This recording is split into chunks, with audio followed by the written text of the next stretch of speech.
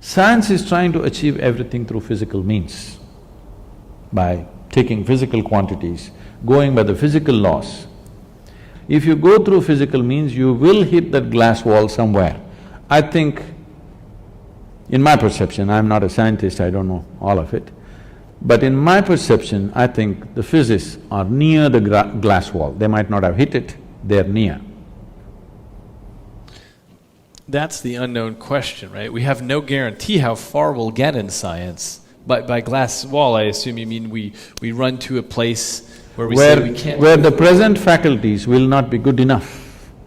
The present faculties of five senses and a brain will not be good enough.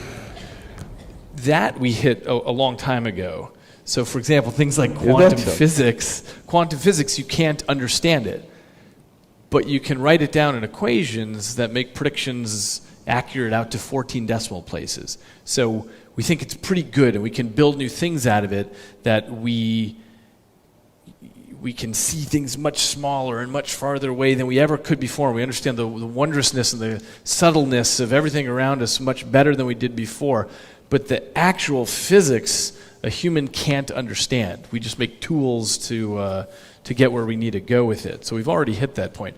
And certainly it's the case with the human brain, which is made up of almost 100 billion specialized cells with thousands of trillions of connections between them. And every second… I like the way you're saying it with the passion. Like some people are talking about food or something else. I'm a brainy instead of a You foodie. feed on the brain. Yeah. But the reason it's easy to be passionate about it is because it's a system of such unimaginable complexity that it bankrupts the language. We have no way that a human could perceive a system of that complexity, and yet each of us has it.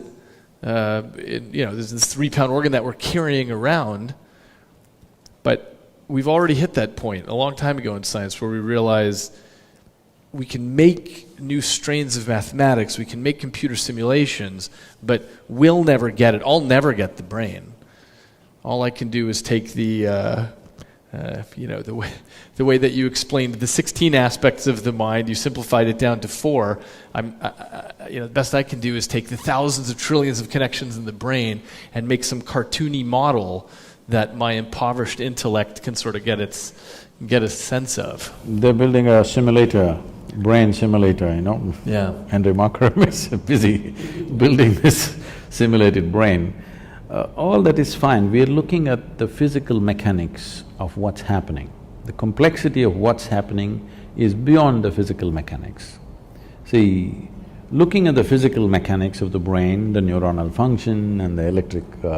this thing that's happening, the waves that are flowing, whatever things happening, is fantastic because of the complexity of what it is, the sophistication of what it is. It is the gadget, no question, okay? This human gadget is the gadget on the planet. Of what we have seen, this is the most sophisticated gadget on the planet, there's no question about that. Keeping that aside, but even this brain can be manufactured with something as simple as a piece of a carrot or a bread. So I'm saying, there is an intelligence here which can create a brain. Why are you ignoring that intelligence?